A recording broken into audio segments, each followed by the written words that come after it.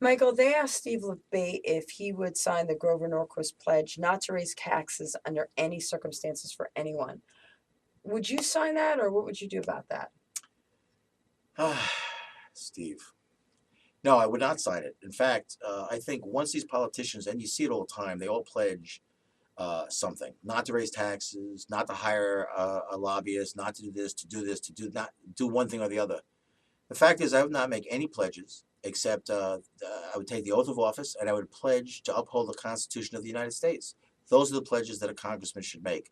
When you make other pledges, you end up boxing yourself into a predicament where you're forced to do something when you're in office. When you finally find out what's really going on, how would you vote? Well, if you voted not to raise taxes and you find that you had to raise taxes, you've lied. So you're stuck with what you're doing, and that's why there's such a hyper-partisanship relationship going on between the Democrats and Republicans. I wanted to read what they said in the debate. Steve number two, Steve Labate said, well, actually, I did, because I don't believe you can raise taxes in this kind of economic environment. What we need to do is give money back to our small business owners and to Americans, just to address the congressman's point. If you are accusing me of perhaps supporting balanced budgets, not spending more money, then I'm guilty as charged. Now, if we taxed all the millionaires and billionaires in this country 100%, for this entire year, we were reducing our federal deficits by only $700 billion. Well, that's true. They're asking, the Democrats are asking that we raise taxes on the millionaires and billionaires to try to separate millionaires and billionaires from the middle class or poorer people.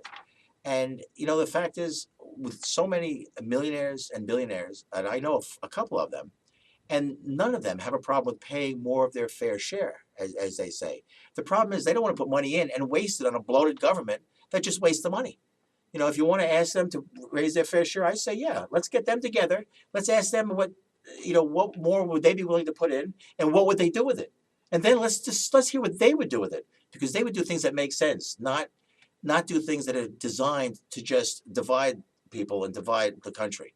And everything that the Republicans and Democrats do these days is to manipulate the populace and the population and to try to divide them. And when they divide them into the labels, that's what it causes these divisions that are causing all these problems, where somebody has to vote either for a Democrat or for a Republican, and it's not the right way to go. I also wanted to say what Steve number one, Steve Israel, he said, thank you. Look, Steve, nobody's attacking you. I just disagree with your economic policies, which I think will fundamentally hurt and undermine the middle class. Now, with respect to agreeing to a no tax pledge at any time under any circumstances, it's worse than what you said. You said you signed a pledge called the Contract for America. Here they go again. They want to eliminate everything. They want to eliminate all the loopholes. They want to eliminate child care credit. They want to, I mean, listen, this is a lot of talk about nothing.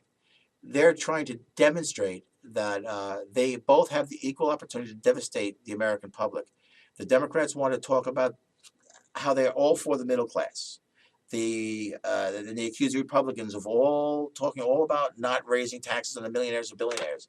It's all absolute nonsense, just to cause you guys in the public to think wrongly.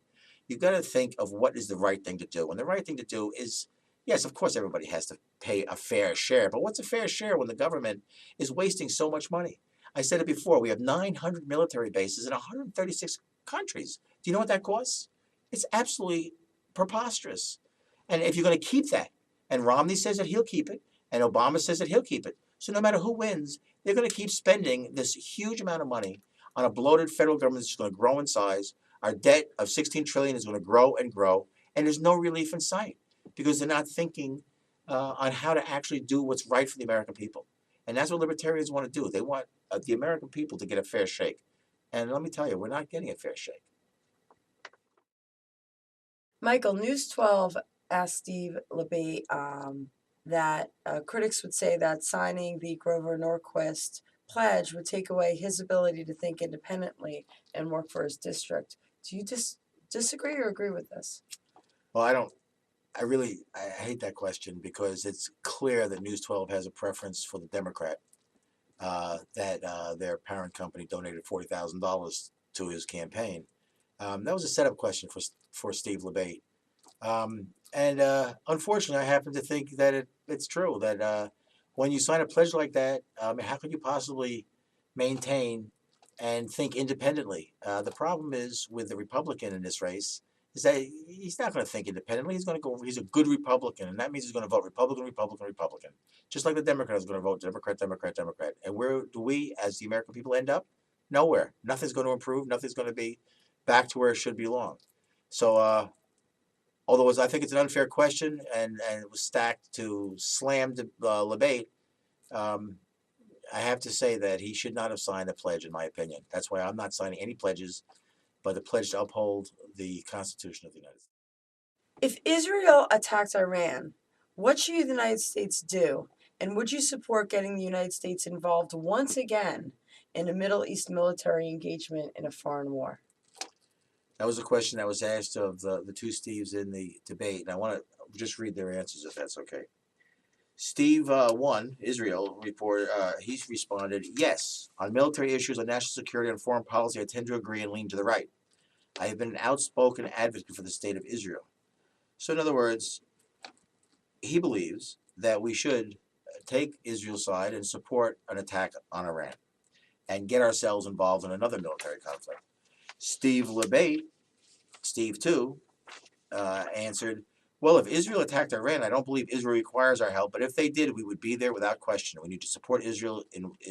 We need to support Israel is one of our closest allies. That's how he said it. And we have to be there to support them unequivocally. Now, Iran is a threat, all right. It's an incredible threat. They want to wipe Israel off the face of the map. And my concern is that sanctions are just not working. And quite frankly, the rebels that are trying to overthrow Iran earlier in Obama's term, the reality is we didn't support them. Well, he's going down the bunny trail there himself, but I can tell you that the last thing we need to do as the United States is to get involved in another foreign conflict. And I think that Israel is waiting for the election to be over at the request of the Democrats. And then they're going to stop Iran from obtaining a nuclear weapon, they think, by attacking.